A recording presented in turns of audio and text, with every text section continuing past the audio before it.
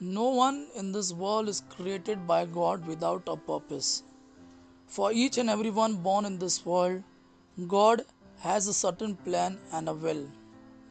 We should discover through prayers God's will for our life. But unfortunately, many are running after the things of this world which cannot satisfy them and in the end lead them to destruction. We were made by God to accomplish certain mission He has entrusted to us. Until and unless we do not do the will of God, our life would be meaningless.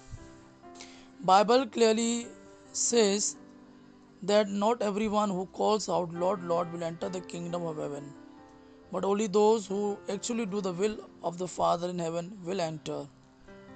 We may have certain aspirations and plans for our life, certain goals to achieve, but before pursuing the goal, we should examine whether it is the will of God for us.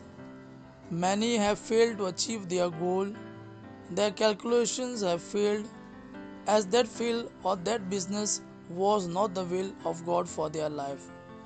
Jesus gave us a beautiful prayer wherein he stresses the importance of will of the Lord.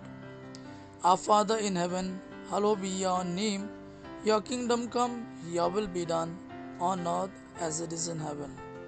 Jesus being 100% God and man had to go through the pain of separation from his Father, as he knew whole mankind's sin was to be laid upon him, and his union with his Father, which was never separated from eternity, would be separated. Jesus never wanted to be separated from his Father, but as it was the will of his Father to drink this cup of suffering, he prayed, Father, if you are willing, take this cup from me, yet not my will, but yours be done.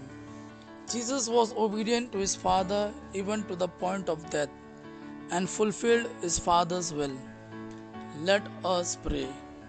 O Lord my God, I come before you just as I am.